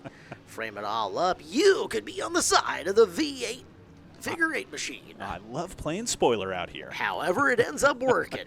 Well, you know what? To Bill's credit, that car has never looked, other than the one time that he gassed up through the intersection of the caution, but it's been in control the whole ways. That car has speed. It's got car control. It's unfortunately with our Superstock figure eights, which that car is, they're just a little outgunned against the Outlaw figure eights in terms of motor, tire, and handle because of the big sideboards that you have on the side of those cars. And Ricky Dietz there, he was not going to try and make the pass like Jim Powers tried to do on the outside. Ricky just gave Bill Fleischacker a little bit of bump saying, hey, I'm here. You're going to go a little bit wide here, and I'm going to pass to the inside. And that's exactly what the 676 Dietz did, with Jim Powers following behind and Jamie Corbett doing the same thing. Bill also knows, right? Okay, tap, cool. Yep. I'll get out of the way. No problem. I'm not wrecking my race car here to race the leaders when I'm already a lap down. So this race get a little long in the tooth. Corbett looking to climb up into the back of the top three as he's up at the back of Powers. Powers looking for a podium finish in the 007. And the next time Wilkinson crosses the white stripe, he'll have just one more time around. And he does that just now. Dakota Wilkinson, the 25, now has one lap to go. Continue to watch Ricky Dietz and Jim Powers in the 007, Jamie Corbett, as they cross the start-finish line with one lap to go. And there comes through the intersection the 25 Dakota Wilkinson. So Wilkinson is just now coming around the final turn, is going to take the checkered flag and win this. Then it's going to be the 676 of Ricky the Kid Dietz coming around. And finally the 007 of Jim Powers in that third spot. So, cool-looking podium, a little different podium here in the Frank's Radio Outlaw Figure 8. Some drivers we don't often see up in your top three. Congratulations to them. Forward we go. Let's change the scenario a little bit. It is time for the Interstate Batteries Hornet Division. Rolling on the boot, it looks like, and a huge field of cars ready to go for their 30-lap A main event. Yeah, definitely a huge field here. We're going to start off with row number 1, sponsored by Olympia Pizza. It's the 30 of Pat Folger on the outside, the 101 of Brian McNamara, sponsored by Trueline Wheel and Frame. Row number 2 is Lucas Hausenfluck in the Cornerstone Homes, number 03. Scarlett Fisher next to him in the 19, sponsored by North Sound Fence. Sponsored by Glen Eagle Golf Course, it's the 11 of Mike Hawley. On the outside, the 88 of Garrett Kramer, sponsored by Northwest Security and Sound. It is a couple of ladies on row number 4. Annika Duncan, the 163, sponsored by Misfit Motorsports, and Tammy White in the 23. Row number 5 is the 024 of Donna Gillespie. On the outside is the 49 of Calvin Miller, sponsored by Precision Forestry, Inc. out of Arlington. The Snyders make up row 6. Diesel is in the 717, and Matt is in the 15. Both of them sponsored by Hair, Inc. Row number 7, the 00 of Dan Miller, sponsored by Exterior Wall Systems Incorporated. On the outside, the 025 of Trent Gillespie, sponsored by Burger Madness. The row behind them is the reigning track champion and the reigning track runner-up in the 33 of Ryan Hausenfluck, sponsored by Cornerstone Homes, and the 77 of Christian Miller, sponsored by Turbo Espresso. Row number 9, the Sharp Car, the 81 Bobby Fischer, sponsored by North Sound Fence. On the 07, on the outside is the 07 of Zach Bristol, sponsored by Gourmet Latte. As we get the 9-box look, rest of your field, G2, Brad Gruel, sponsored by Granite Falls Community Chiropractic. Gino Solomon, 17L, sponsored by Valley Asphalt. Sponsored by Elite Construction Contractors, the 85 of Hunter Jenkins. On the outside, the 06 of Chuck Fisher, sponsored by DCL Construction. And our 23rd and final starter is the 4 of Ron Powers. 9 boxes of look here. Oh, Derek and Griff outdid themselves here on this one. Well, no matter what, you're going to have a perspective that you can follow with the green flag out here in this Hornet main event. Holy cow, that's a lot to take in. I didn't know. Okay, I watched Dan Miller and their cars together, and look out, Dan. He almost ends up going kersplat on the 11 of Mike Hawley, but they all drive away. And it looks like Zach Bristol has a little bit of a snack for maybe a little bit later on in this race hanging from his mirror there. So nice job there by the 07. We saw Diesel Snyder get a little bit sideways there with this group here, but man, there's a lot of excitement. There's the 77 of Christian Miller getting sideways. Oh, no, you're going to be okay. Nope. All right, they all drive away. We're good, at least for the time being. You said a snack. Was it a banana or a pepper? I think it was a banana. I'm right. going banana. So you would say that Zach is full of a little banana appeal? He's a smart man. He needs his potassium for this race. They got 29 laps to go, so really good, smart, healthy snack there for Zach Bristol. Really trying to avoid the dad jokes this year at Home Track Heroes, and it didn't work out so great. 2 laps in, McNamara, Folger, Hausenfluck are 1, 2, and 3. Wet course conditions here for the Hornets. That always throws an interesting wrench in the occasion when you got to turn both left and right. Yeah, and a little bit of issues here for the 163 of Annika Duncan, and it looked like maybe the 88 of Garrett Kramer that had some issues as well. There's the 85 car of Hunter Jenkins, so a couple of cars spun out here, and it looks like getting a little bit loose there in that final turn as Brian McNamara now getting Pat Folger in the 30, going to be side by side with Lucas Hassenfluck just right behind the 30 car of Pat Folger as they come down the mini backstretch. You know, I think that was the jack of all trades in Calvin Miller, the 49, who was all the way sideways coming out the corner. And look at the save. He's already up to 5th, so nice run by Calvin. McNamara holds the lead over Folger and Hassenfluck. Side by side for the 3rd spot as Snyder trying to pick his way through. And there is Miller looming, looking, hoping for position. Matt Snyder to the inside. Oh, problems from McNamara. He pushed going into the turn, and Snyder takes over the lead as they're 3 wide going down the back straight. Yeah, big issue there for the 101 and the 30. That allows it looks like 15, as you said, Matt Snyder to be able to get on by, and also the 49 of Calvin Miller. So McNamara going to have to put in some work to get back here. There's the 03 of Lucas Hassenfluck that's side by side with the 30 of Pat Folger, but McNamara already kind of back up in that 3rd spot, but has a little bit of ground to make up here on the 15 of Matt Snyder. So Snyder out and leading and trying to put some cars in between him as he laps Gillespie.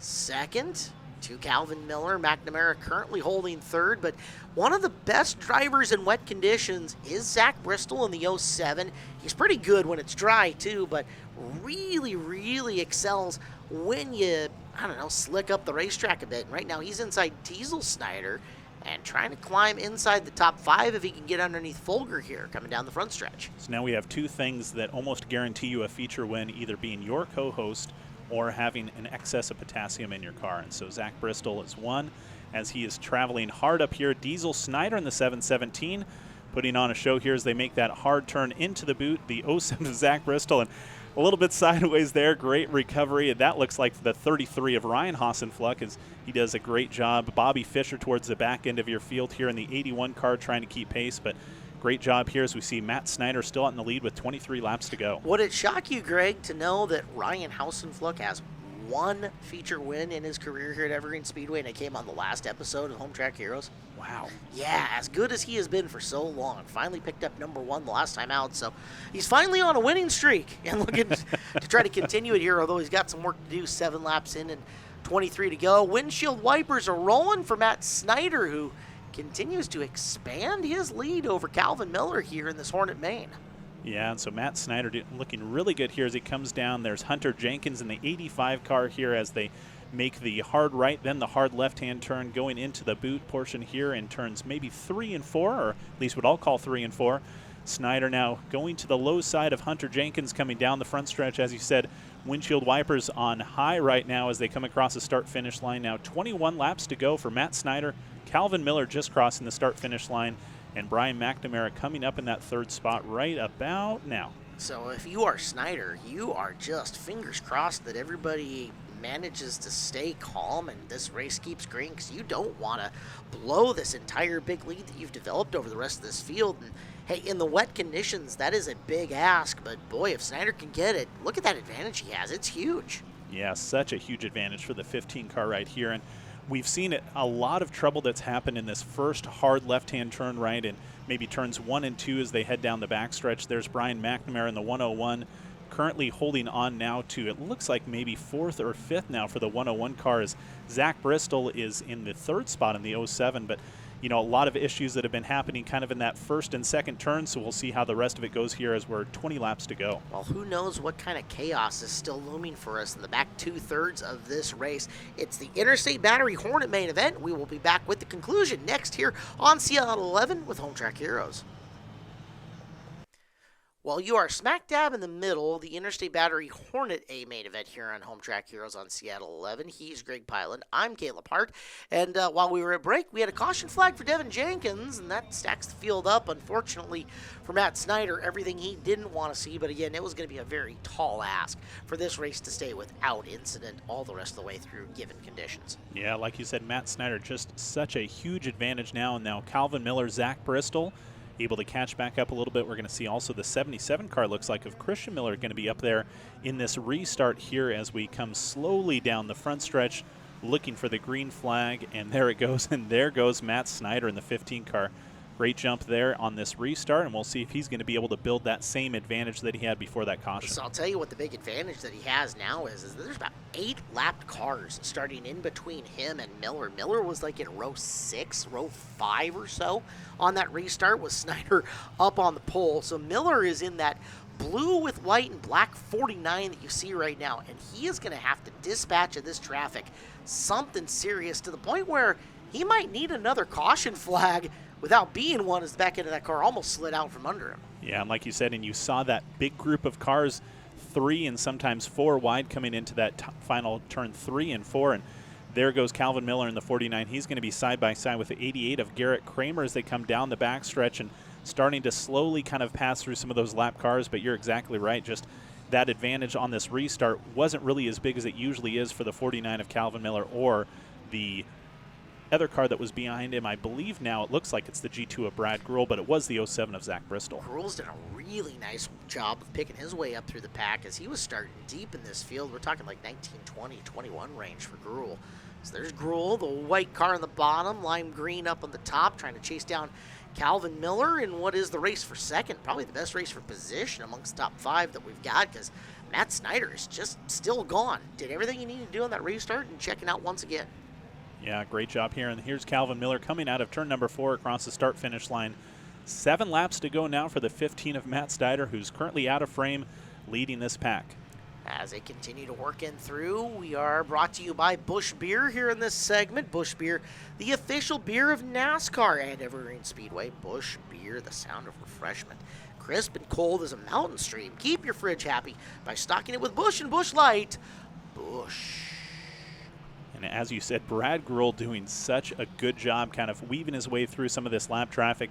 Gruhl now right behind the 49 of Calvin Miller, and it looks like also making a run is the 33 of Ryan Hassenfluck. So Hassenfluck now going to be right behind the G2 of Brad Gruhl, getting around some of those lap cars as well. Trent Gillespie, the guy that's up there battling with him, Bristol the 07, and Christian Miller the 77. Those are all lead lap cars, so you're looking at positions 4, 5, 6, and 7, I believe, in your running order that were in screen and racing for position at that spot. Yeah, Bristol coming out of turn number 4 with Miller right behind him. Garrett Kramer just entering frame. 5 laps now to go on our Interstate Batteries Hornets main event. There's another look at the 49 and that battle for second, the 49 of Calvin Miller, the G2 of Brad Gruhl.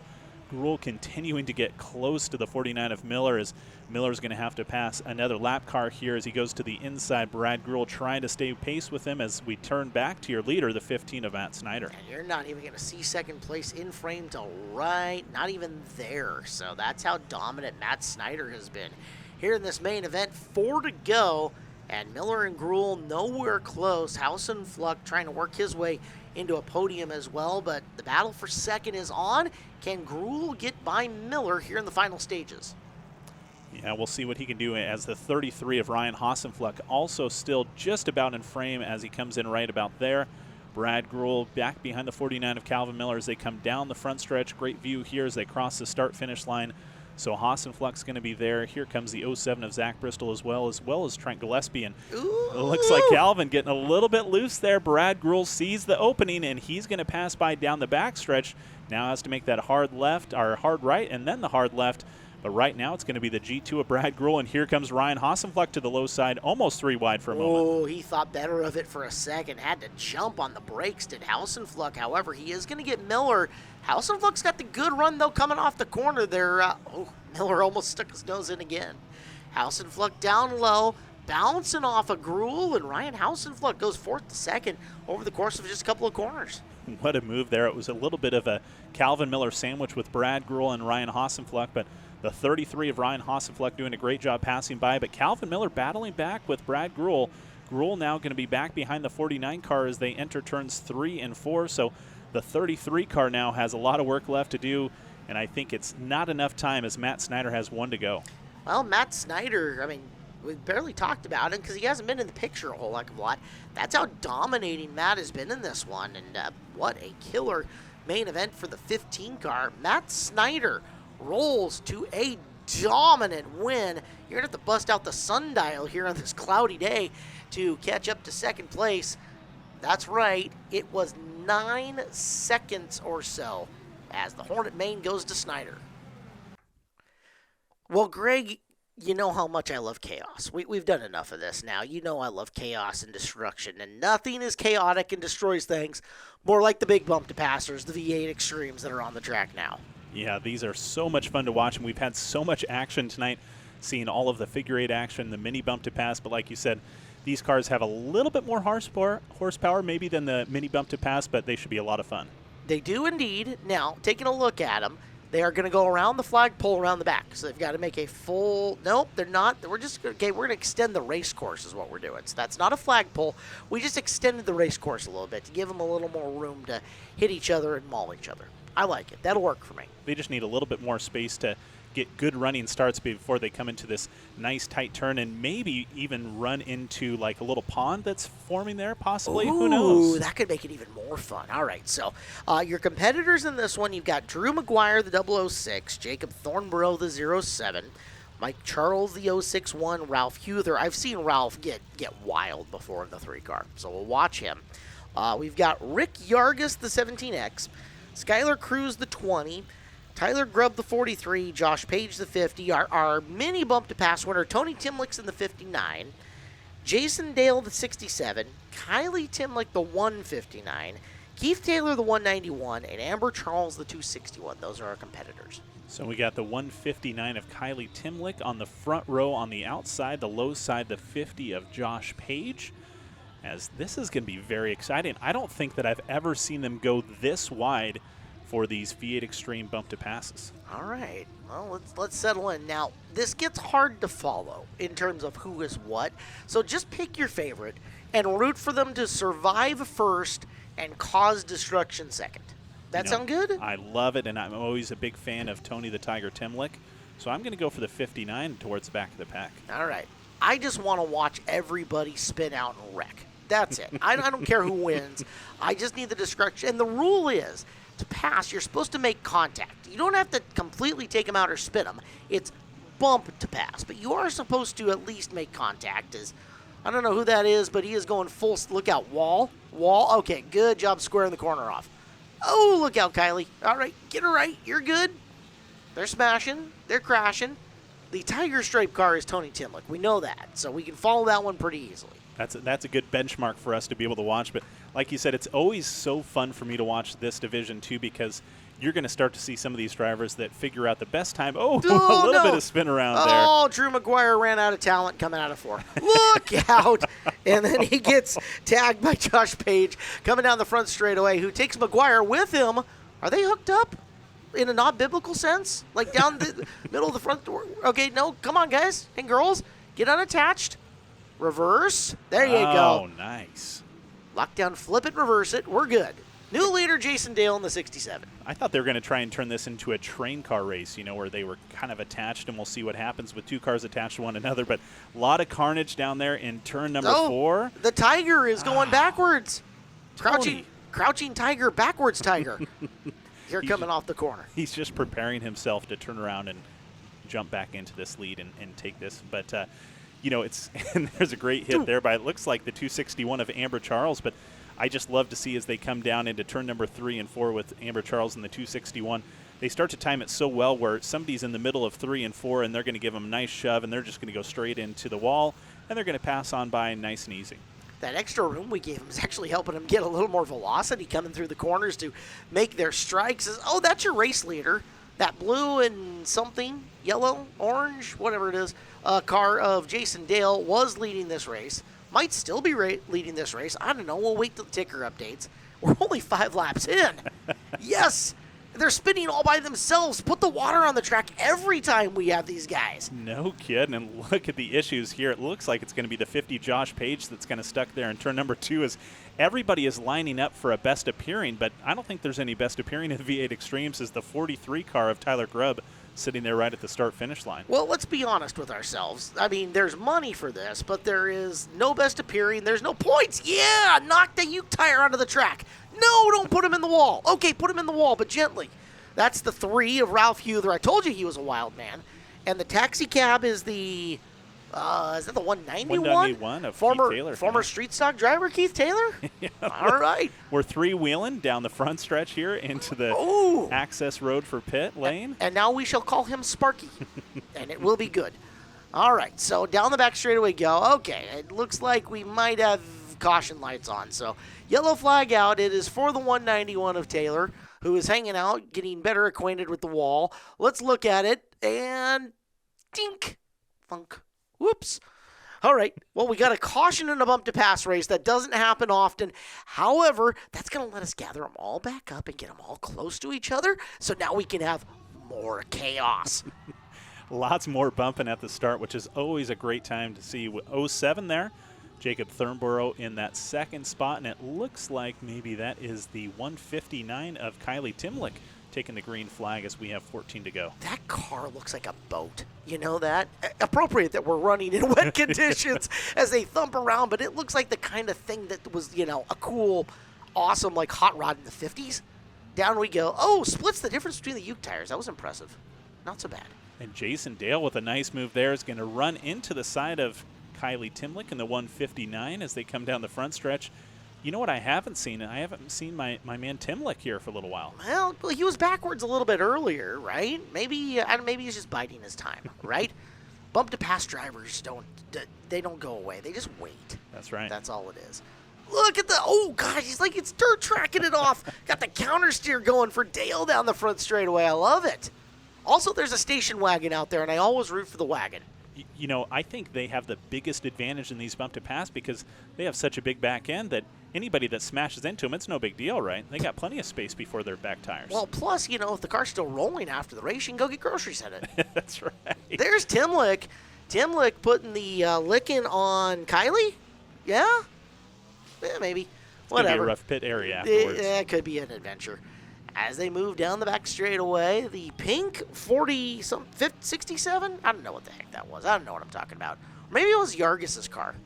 Oh, Timlick, Tony, buddy, no, he's just lining this up. He's going to go and strike somebody in the front straightaway. I can feel it. I like it. He just wants to hit the cars when he bumps to pass with the back end so he doesn't damage his engine whatsoever. So it maybe is a good idea to do for the rest of this race. We got 10 laps to go. He's still got to preserve that engine. That white and red car is carrying a lot of speed around the back. I'm imagining we're going to see something coming up here. As Dale's going to get around, and nice little strike. Look out! Nice save. That's the 07 of Thornborough, maybe? I don't know. I can't see the numbers. My eyes are bad, and it's wet. And, frankly, it's not a best appearing contest. They're not graphicing or wrapping these cars, so we're kind of guessing in some ways anyways. Like you said, not best appearing, but that 67 car of Jason Dale looks a little bit too sharp almost, I think, for this division. I think he needs to start looking like that 159 or the 59, right? A little bit of bumps and bruises along the sides, but nice move there by the 159 of Kylie Timlick with Tony Timlick in the 59 right behind. And there is, as you said, I can't see that number either. No, that's rough. I mean, we'll figure it out at some point in time, but it's rough. We know that the ticker is right enough. Jason Dale is your leader. We're going to say Rick Yargis. I think Yargis is the wagon. Does that make sense? Yep. Okay, Yargis is the Yargis. Okay, so Yargis is going to be second. I think both Timlicks are laps down at this point. So that's the 07 of Thornborough, the white with the red top car coming around. He's in third. We're down to 6 laps to go. And, oh, yeah, Thornborough is coming up on Timlick, and I think he smells violence. And I think the Timlicks need to play the fly shacker of this division. They need to be ruiners for the 07 to try and get into that first place spot. Looks like we'll have no replay here, but an issue there for the 7 car. Okay, so we're taking one more little caution break, gathering them all back up, and here comes the conclusion of your big car bump to pass main event. 6 to go, and now we can actually go, okay, that's this guy. So Dale is your leader. That's a lap car in second. So behind him, third, the wagon is Yargis, the orange and black car. So we just got to try to figure out who the pink car is that's sitting in that second spot. Well, I think the 07 of Jacob Thornborough has a red top as we see Jason Dale go sideways. Rick Yargis now going to be up in that first place spot. Still don't see the 07 of Jacob Thornborough as of yet. Silver on the side, red on top, but just an unfortunate situation there for Jason Dale, but that is this V8 Extreme bump to pass division here as we see he's going to have to bump a couple of Timlicks to get back up towards the top of this field. Oh, and then they played nice with each other. No, get him, Kylie. Get him. Take him into the grass. It'll be fun. Timlick back straight away, trying to gas her back up. there's your leader in the station. Station wagon might win a race. That'd be amazing. Dude, this is cool. It's kind of like the dollar store version of a race, right? But at the same time, it is a race, and he could win. Yargis getting after it. 4 laps left. Going to be 3, but Dale's got the fastest car. We know that for sure, as he is closing back in on him in a hurry and probably having a blast doing it. Oh, he looks like he's having an absolute blast, and Dale just seems like he's kind of drifting around, especially, as you said, when they go to this back U-tire, they're getting so much speed as they turn left and now head in towards 3 and 4. And here comes Dale. Come on, get into the back of Yargis. Oh, now get him around. Oh, no. Oh, he's all gone. No. Around. Come on, Jason. You can do this. You got 2 laps to catch you back up. All right. So Dale now has his work cut out for him. Timlick has gotten around him for second. All right. Hang on to her. You're good. Back straightaway. 1 to go for the wagon. Could we see it? Could we see the greatest station wagon auto race victory of the past 3 decades here at Evergreen Speedway? We're down into the first corner. Around the back, Rick Yargis, back straight away. And I think he's in the free and clear here. I think he has to be. The 17X of Rick Yargis now 3 and 4, slowly but surely. Down the front stretch, checkered flag, Rick Yargis in the 17X. He will get the win over Jason Dale. Spins to take second. Timlick is third. More home track heroes coming up next on Seattle 11. Welcome back. Thanks for spending your Sunday evening with us here on Home Track Heroes on Seattle 11. He's Greg Pyland. I'm Caleb Hart. We've had so much fun. The bump to pass was great, but now we're going to go back to figure. We've had figure 8s and bump to pass and 3/8 mile stuff. It's just been a blast. And we got even more coming. These are the Buzz in Steakhouse Stinger 8s. Your pulse hitter is the 8500 Jenkins. And next to him, Charlie Davis with us in the 78 KC. Row number 2 is the 46 of Mike Hathaway, brought to you by Rep and Welding and Rail. On the outside, the 73 of Derek Myers, sponsored by Bulldog Haven Northwest. Row number 3, Randy Moffitt, the 102, sponsored by B&R Drywall. Next to him, Josh Beckel, car number 19. Row number 4, Devin Jenkins in the 195. On the outside is Ron Powers in the 4 car. 5th row, Riley Riddell, the DL Enterprises, number 20, and the 03 of Lucas Hausenfluck. Row number 6, sponsored by Papa's in Monroe. It's the 16 of Peyton Hopp on the outside. Sponsored by Precision Forestry, Inc. Out of Arlington is the 49 of Calvin Miller. Then it's Andrew Renders, the 40 Whitby Donuts, longtime sponsor of him, and I always get hungry in this segment. And the 18J of Jackson Beckel, sponsored by JBR Racing. Jacob Funk is tail end Charlie on this field. So this will be fun.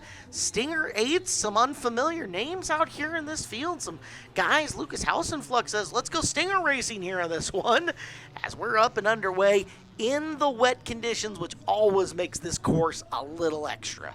And you know, it's not surprising to see Calvin Miller in the 49 kind of running some double duty with Interstate Batteries Hornets now coming up to the Buzzin' Stinger 8s. But as you said, to see a Hausenfluck in this division, this is kind of fun. I love it. Yeah, well, Calvin Miller, a little nose action to the car in front of him. Jackson Beckel sneaks underneath. You've got the speed cam in the upper right. Got the full field in the upper left. Out in front, Charlie Davis, who we haven't seen here in a number of years, doing a good job so far. Out in front of the field, in front of Josh Beckel and Derek Myers. You're running order early. And looking like Ron Powers having some issues there in the 4 car. And here comes, it looks like maybe Beckel is making a run here on the 73 of Derek Myers. Now Beckel up into second in the 4 of Powers, almost causing some issues there for your leader Davis, Beckel, and Myers, your top 3. But Powers able to get on straight through here as we come back through to the intersection. Calvin Miller getting a little bit wide. Davis, your leader, getting a challenge from Beckel. That is the elder of the Beckels. He is the father of the 2. And he's going to go side by side with Charlie for your race lead 3 laps into this. That intersection is already going to get a little bit busy. It's a big field of cars, and in this weather, it gets really weird. Look out, Peyton Hopp, sideways. Going to drop about 5 spots because of that. We might have a new leader the next time we flash up forward. Yeah, Peyton Hopp in the 16 car having some issues there, and it looks like a great bunch up here with the 85 car of Hunter Jenkins on the low side. Peyton Hopp now trying to get around the 46 of Mike Hathaway. It's 4 wide at one point here with Andrew Renders in the 40 car on the outside, but what a group to get through. Calvin Miller also in the middle of that group, but Peyton Hopp doing a great job getting through unscathed. As we go back up to your leader, it's now the 19 of Josh Beckel. Beckel took the top spot away from Davis. Davis is second. Myers is in the 3rd spot. And Now up in fourth, trying to run him down and threaten. Jackson Beckel has made his way through the chaos somehow, some way. As you're looking at Renders in the 40, trying to get around the 85 of Jenkins.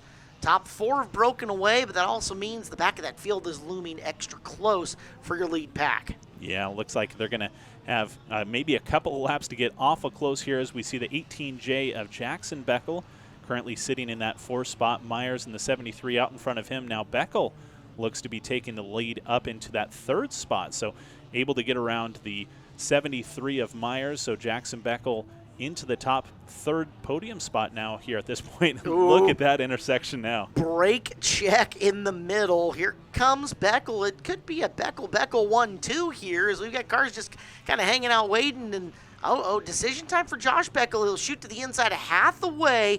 He makes his way inside there, but slow traffic looms, intersection looms, and the kid is coming in behind him. And Randy Moffitt in the 102 kind of holding off Josh Beckel right now in the 19 car as they come through the intersection in towards this next turn. Powers right in front of him, and there goes Beckel to the low side of Randy Moffitt, and right behind him it looks like the 18J of Jackson Beckel. So as you said, top 2 right now, couple of Beckels, Josh and Jackson, with the 80, or it looks like the 8KC of Charlie Davis in that 3rd spot. Yeah, Davis is doing a good job just hanging on to 3rd, at least for the time being, as they continue to roll around. It is Josh Beckel going to find his way. Powers gives him lots of room, and they're just at the back of the intersection. This segment brought to you by PRCBD. Swing by PRCBD in Arlington for all your CBD questions or needs for people, for pets, and more. Go to prcbd.com. Use promo code RACE. We're right in the middle of it between Myers and the 73, 49 and Miller, and the 16 of Hop. Yeah, so great action there as we take a look back to your leader, the 19 of Josh Beckel, just clipping a car coming through the intersection. Beckel able to keep on going through, and that appears to be Jacob Funk in the 87 car that got the back end of him just taken out. So he is sans bumper now. Thank you to Josh Beckel in the 19 car. It's just a bumper cover. It doesn't count anyways. Those things are cheap at the wherever the heck you get the bumper covers from. Bumper covers are us. Through the intersection they go again. Moffitt is a lap down. Renders trying to get by him. Powers, we know, is a lap down. So that's Renders in the 40 who's going to be 4th, and Davis, the 78 KC, who's going to be in 3rd. Meanwhile, Beckles nose to tail once again through the turn, and Hop, Miller, and Myers once again in action. Yeah, great bunch up there by the 16 car of Peyton Hop out in front, and once again cleanly through for the 19 as we see Jackson Beckel in the 18J taking a look to the outside. Maybe with these kind of wet conditions, probably not the best path to take away as we see the 19 of Josh Beckel able to cleanly take it through the intersection, be on the low side advantage here. As the 18J, I can imagine that Jackson is not going to be afraid to give a little bit of love to the back end of Josh Beckel's car. Oh, absolutely not. He would have no problem making Thanksgiving dinner a little bit awkward. None whatsoever. As they continue to work. Hop, Miller, that group, that's like 5, 6, and 7 in the running order right now. So when we flash back to them, that way you guys know where it's going. Meanwhile, Jackson Beckel appears to be challenging the outside on Josh Beckel. Now, who is going to choose right coming through the intersection and into the further slower traffic ahead of him? And it looks like it's going to be Jackson taking the lead over Josh. New race leader is the youngest of the Beckels. Jackson over Josh for the time being. And that was a great move, as you said, kind of starting there in the North Pole area, that he was able to kind of take that pass on the outside. That allowed Jackson Beckel to be on the inside of Josh Beckel as they came through the intersection. Now he's got Mike Hathaway. Here's a nice in-car look of Peyton Hop in the 16 car, holding off the 49 of Calvin Miller as they come through the intersection. Miller now taking a look to the low side as Hop gets a little bit loose, and Calvin Miller's going to take advantage. That is the battle for 4th right now in the 49 car up into 4th. With these Stingers, you do not have to leave much of a gap. You see how close they're running in towards those Uke tires in the bottom, and there goes Peyton. Using a little front bumper on Miller coming through the corner. Through the intersection, they accelerate and into the turns once again. Miller in the 49 ahead of the 16 of Peyton Hop, who's chasing him. Yeah, and you just see how much water is on this track right now as the 49 of Calvin Miller just gets through. Myers right in the intersection, just gets in front, or right behind Calvin Miller, right in front of Peyton Hop. as we see back to your leader, the 18J of Jackson Beckel, with Josh Beckel in the 19 car in that second spot, still the 78K C of Charlie Davis in third, as we have just approaching 12 laps to go now here for your leader. And Jackson Beckel had to slow up in that intersection. That allowed Josh to close back in, and there's two cars going for position right ahead of your race leader with a busy intersection. This is by no means decided, as you get a look at Riley Riddell for a second. Now that slower traffic fanned out just in perfect timing for Jackson Beckel coming through. Ooh, that got close for second place Josh Beckel. Heart palpitations for just a second out of the Beckel machine. Randy Moffitt making it very interesting here in the intersection, as we have a car that looks like headed off into pit lane. It looks like maybe that was the 19 of Josh Beckel. I think so. Beckel, who was coming into that corner, and he just darted off racetrack. So Beckel goes bye-bye, and that should shuffle forward. I'm going to say Miller and Hop, maybe Davis as well. Whole field's going to move forward unless you were first place, I guess, in that instance. So Beckel leads now with a huge amount of pad between him and second place Calvin Miller.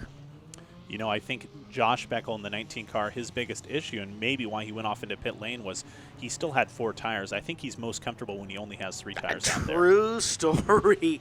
As they continue to work around, it is Beckel.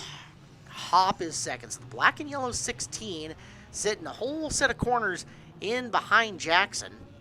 Is in the second spot. Miller is in third, and Jackson Beckel just doing a really solid job. He really hasn't done anything super risky yet. However, this race, still a lot of laps to go as he tries to lap Andrew Renders, and Renders still trying to work his way past Ron Powers. And you know, Jackson Beckel doing his best, and there he goes. He gets around Renders and he goes around Moffitt, but that's always such a tough place to be in, because as you come around those corners, and we've talked about this on previous weeks, if you have anybody that's impeding your vision in front of you, you have to make that decision kind of right at this point where you're going to either just lay on it or you're going to be able to back off. But Jackson Beckel now actually has that clear vision in front of him, so he can actually make a better, maybe a last-minute decision. Ooh, Mike Hathaway narrowly avoided a shot there, as did, I think, Moffitt's car. Meanwhile, it is Beckel who has made his way around Renders, and Renders is sticking with him quite nicely, to the point where he used a little bit of bumper on him coming through one of the turns. See if Renders feels like running, trying to get his lap back, and there he's going to tag the back again going into the North Pole. And you see that Peyton Hopp is just about, maybe about a half a lap, maybe about a quarter lap behind Jackson Beckel at this point here, too. As he said, it's a great battle. And there goes Andrew Renders.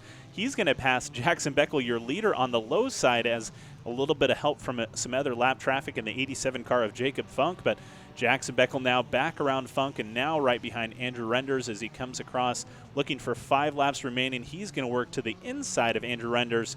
Now 5 laps to go, and they are clean through the intersection here once again. Nice job, Renders, getting his lap back, right? Now he races for position on the lead lap, and if a caution happens, he still has a chance to advance. As coming up once again on Moffitt, Renders, is he going to shoot to the outside of Moffitt in this corner? Looks like he is. That allows Beckel to pull inside. This whole thing is allowing Peyton Hopp to get closer. As down on the bottom, Renders just kind of trying to wedge his way inside on Moffitt, and Moffitt goes skeetering out towards the grass. He'll get her back. Meanwhile, Beckel using the front bumper again on Renders, trying to lap him, gets him a little sideways in the intersection.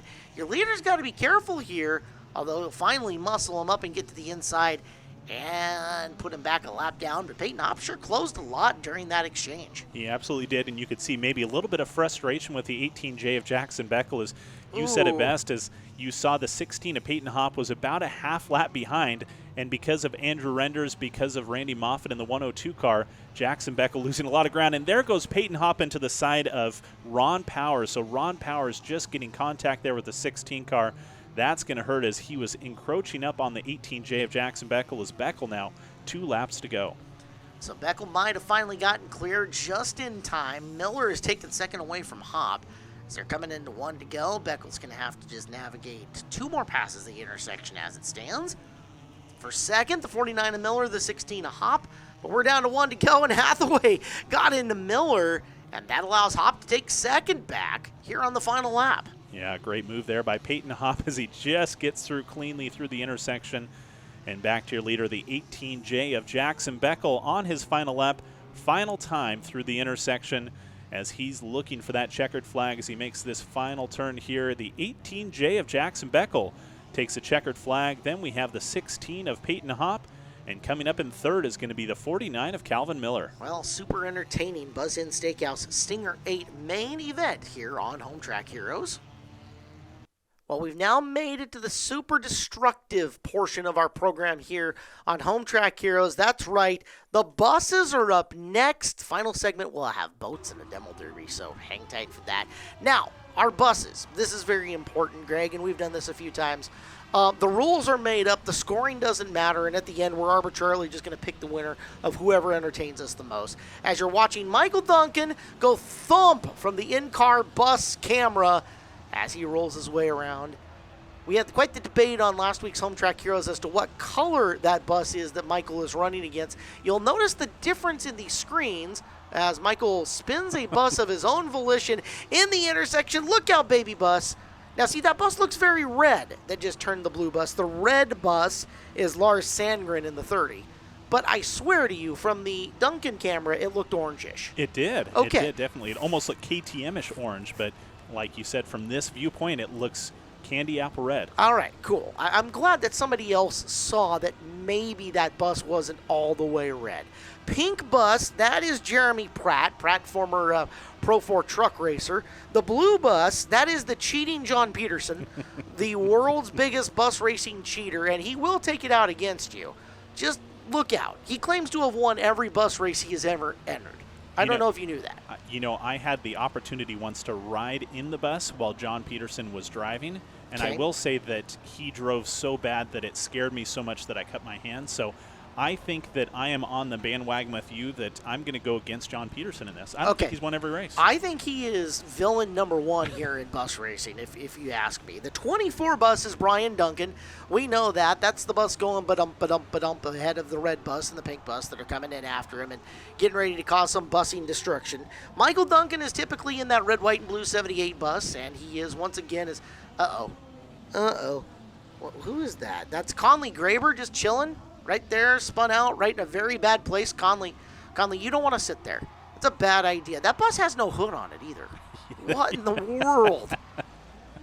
He's looking like the Jeff Talbert Superstock figure 8 out there. He's going hoodless. Sun's out, guns out. They've kept the mantra going. I love it. Here at night, that's the thing. The all-white bus is Michael Christensen. That is the Snohomish County Correctional Facility bus, by the way. It's where we transport the prisoners or the demo derby drivers, whatever you want to choose. And it's in like second-ish or third or whatever position we want to decide that it's in. And he left his back door open so the prisoners can all escape. And he doesn't even have any gas in that bus. It's just Jonathan Peterson pushing him around this entire track, too. So that's pretty good. Nice of JP to be able to do that for him. So that is Cody Day, who is in the little baby bus. And you have to say it, little baby bus. Just like that. It makes Cody happy. It makes me happy. As he's working, now that bus has got the best handling because it's got the shortest wheelbase.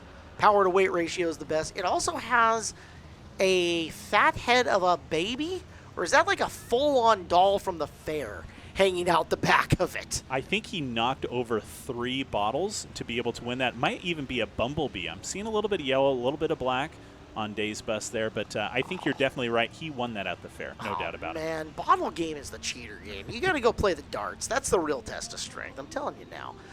All green buses, Jay Van Buskirk in the Van Bus. We always know that. Way to go, Jay Van Buskirk in the Van Bus. He's rolling around as we continue to run many laps. There's white sidewalls on the prisoner bus. Check, see, the tires have got a white. That's awesome. Meanwhile, Jeremy Pratt turns one around. That's Sandgren in the red / maybe orange bus. Stuck in the middle of the intersection. Avoids Cody Day somehow. Coming through. The wheels on the bus are going backwards that time into the corner. Yeah, I don't know that they exactly know. Like you said, really no rules. So I think they just take the course and just decide which way they want to go and maybe take a shortcut here or there. And like you said, they just have to impress the crowd. They have to make the most exciting moves and maybe the biggest hits. I'm into that. Brian Duncan, 24. Pink bus, Jeremy Pratt. Conley Graber is doing things with stuff. Look at that. He is all kinds of sideways, and he's just going to cut the course and call that a complete lap and roll around once again. I don't think that I've seen a bus drift that well, but I mean, he could just continue to go around that south pole with his drifting abilities. He's got the skills right there. Looking good, Connor. We need to sign him up for some Gratster's Drift coming up on a Sunday here at Evergreen Speedway, right? You think he could bring the bus out for that event? I think that would just be sharp. I think you'd want the little small bus to do that. Is we've got pieces and parts of buses all over the place. They are literally holding the radiator in the Pratt bus on with bungee straps. It looked like chicken wire and some wood that just framed around it. Let he who has not put a race vehicle together with Bondo and baling wire throw the first stone. Sandgren into the back of the green Van Buskirk Van Bus. Oh gosh, where do you go here? Just run that over. It's no big deal. Michael Duncan, wanton destruction in the bus races. I love it. At least that emergency exit is now that much larger in case of emergency. The back end there of the 27 Connolly Graber is wide open. Please keep your arms and hands inside the bus as we figure eight race in and around. All right, we're going to throw the checkered flag. One of these bus drivers won this race. I don't know who. We all care, but it was absolutely awesome. More Home Track Heroes coming up next year on Seattle 11. Final segment here of the night on Home Track Heroes on Seattle 11. This has been a blast. Thank you for being here with us. I'm Caleb Hart. He's Greg Pyland. It's boat racing time, but Greg, this is not so much a boat race, whereas a survival of the boatist. The winner of attrition, I think, almost at this point, right? You yes. Gotta have something hopefully intact. Right. So you have to have your boat still attached. Last one with a boat attached is the winner, and you're going to see some evasive driving. They're supposed to be running on the figure 8 course somehow, some way. There's other rules. I don't know what they are. We know the drivers. That's Tony Timlick, who's had a very prominent and starring role here on Home Track Heroes today in the Tiger Stripe 59. Behind him, the 261 is Amber Charles, and that's a very easy car to see. And this is the strategy. Tony's taking it way out and wide, so if somebody wants to wipe his boat out, they got to take a big shot at it. Now he's going to get a really nice run at the Amber boat. Amber in and around through the intersection as we'll watch those two. And Tony's getting a good licking in on the back boat of Amber. She's going to thrash it around, spark it up, and save her boat for the time being. And just a PSA, if you are out at Flowing Lake and seem to be missing your boat, maybe call the Timlicks. Yeah. As you can see, it hopefully isn't the one that's going to be smashed out here, but look at that action. Tony the Tiger Timlick, and a nice hit there, too. It looks like that was 17X of Rick Yargis that had a little chunk taken out of the side of his bayliner. Our bump to pass winner, Rick Yargis, gets a good shot in. Thump. That goes the 006 of Drew McGuire as he is putting a licking on that pink boat. Nope, Yargis thought better of it. Maybe we'll actually be able to see that number now. Hey, it's the 43 of Tyler Grubb in the pink car. All right, so Grubb, the only man brave enough to run a pink car in a boat race, sparking it up, and look at that shot. That was beautiful. Oh, that was double beautiful. I think he just wiped McGuire out of the race, did the 50 of Josh Page, and yes, he did. That boat is toast. You know what boat stands for, right? Bust out another 1,000. I love it. A hole in the water you throw money in, and right now they're proving that point exactly right as we see the 40, we're saying that the 43 of Tyler Grubb, right? Yes. That's cruising there, and just a little bit of a love tap there maybe on the 261 of Amber Charles. Not enough to do much damage there, but like you said, if Josh Page is on a rampage right now, we got to start calling him Josh Rampage because he is taking out everybody's car, everybody's boat. What a shot in and through. What was that Kylie Timlick? That was Kylie Timlick laying a lick into that boat. Nice shot, Kylie. She'll come through. Page almost nailed her in the intersection. That sucks for Josh. Bad timing getting that thing sideways, but now he's going head hunting as he's trying to find his way around, and he's just going to wipe that boat out even though he's eliminated. Why not? It'll be fun. I think that's starboard side, right? Is that what they took out, starboard side? You know, as far as my knowledge of boats go, nautical navigating, not my thing. I don't think they know anything about boats here either. They just know how to destroy them, which is awesome. I am not a fish in water. I'm like a hedgehog. It's very bad. Charles in the 261, and Timlick gets a nice shot in on that, cruiser or boat thing, whatever the heck it is. Page might be high-centered on his boat as he comes through. I can only kind of see it. Meanwhile, that all-green car, who haven't we talked about yet? I have no idea who that all-green car is. He's doing work. It's all good. We've got a 7 out there who I have no idea who it is. The station wagon's gone. Kylie Timlick just put another licking on. Page just went right straight into the 50 of Josh Page for no reason. Or Grubb. I'm sorry. Tyler Grubb in the 43. I lost track. And Amber Charles just had both the 43 and the 50 coming from both ends. And there goes trying to finish off Amber Charles's boat is the 43 of Tyler Grubb. And Grubb putting on a little bit of a smoke show now, too. Are we sure that that's not Timlick trying to get the car fired back up? Tony the Tiger lighting his Frosted Flakes on fire trying to get the car lighting back up. I'm not sure. It's chaos. Hey, this is the boat race of the many things Speedway Chevrolet does sell. Boats are not one of them. However, Speedway Chevrolet and RV Center in Monroe for customized trucks, lifted trucks, work trucks, and they can locate the truck that fits you best. Checkered flag is out. Speedway Chevrolet and RV Center also want you to trade. And they'll buy or consign your vehicle or RV, take the hassle out of selling it on your own. That is Speedway Chevrolet. All right, yeah, guys won. And now we go and get ready. We got to clear the carnage so we can get more carnage. Finishing off today's Home Track Heroes, ladies and gentlemen, it is Demo Derby time at the fair race. The Seattle 11 and Speedway Chevrolet weekend at the fair finishes with the Demo Derby. We've got, 4, 6, 8, like 14 demo cars out there. Last man or woman standing wins. Top 3 will win a fabulous prize of some form of fabulousness, and we're underway. Green flag on the Demo Derby. Now, there is strategy here in the Demo Derby. You want to strike with the rear and not with the front, because you mess your engine up, you don't get to run anymore, and then you lose. And nobody wants to be a loser. Definitely not. And like you said, you can definitely tell, I would say about every single car in this group here has been in a Demo Derby before, because they all kind of look like maybe like a Ford Pinto of sorts, where their back end is completely collapsed in. There's the 50 car right there, that's Scott Malanshinsky. And Malanshinsky getting a little bit of love there from the back end and trying to keep things rolling in that 50 car. I want to say Malanshinsky was either a winner or a top 3 in an earlier Demo Derby this year. Maybe at the America's Birthday Bash event that we have, that we always run a Demo Derby at. If you haven't seen a Demo Derby at Evergreen Speedway, you need to get here for one, because they're a blast. Mark it on your calendar. Ooh, Demo Derby? Yeah, I gotta go. Also, you should have come to the fair races anyways, because, fair, scones, and race cars. It's awesome. Absolutely. You go to the fair during the day, and then you come to the Demo Derby at night, and great job there. The Malanshinsky 50 car making some runs here. He kind of took himself into a little bit of a timeout now, getting back at the 25 car of Darcy Ingebrud. And Ingebrud going to be rolling through here, but lots of contact here early on. A couple of cars towards the outskirts. 57 Brandy Bachmeyer kind of sitting there, probably going to be on the clock here rather soon. And that's the other thing too, that all of the NASCAR officials always looking for these cars. After a certain point, they're sitting there not running, they're out. Yep, that's correct. They've got a timer that goes on, and they have to make a move, make a hit within X amount of time, else they are disqualified and put out of this event. That timer is at 2 minutes. So if you do not make a hit within 2 minutes, you are done. You got to call her good. And drivers will signal that they're done. Do you see the, I guess they look like poles that are up on the front of them? If the driver reaches out and breaks his poles downward, that is indicative that that car is done and is not to be struck anymore. And at least struck on purpose. That's probably the best way to put it. What I always think is great, too, is even after look at that hit. Holy smokes. Nice.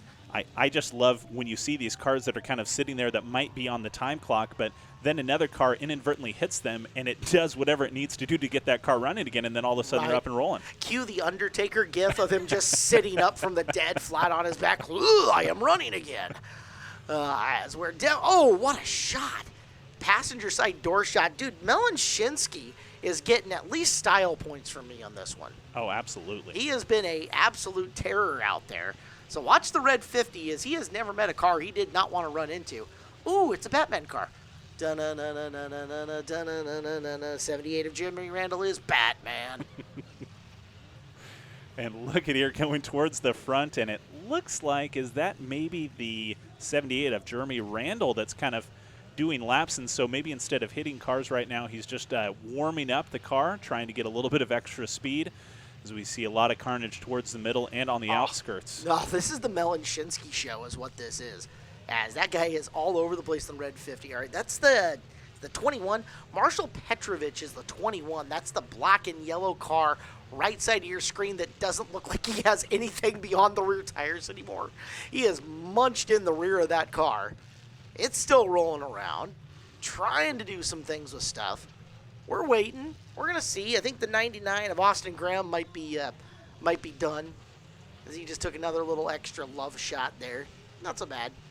You know, Melanchinski's 50 car kind of reminds me of almost like the back end of a Legend car, maybe Steve Urkel's car, you know, from Family Matters. I just can't believe that car is still running, how somebody hasn't just gone completely through the back end and taken out those back two tires. Did I do that?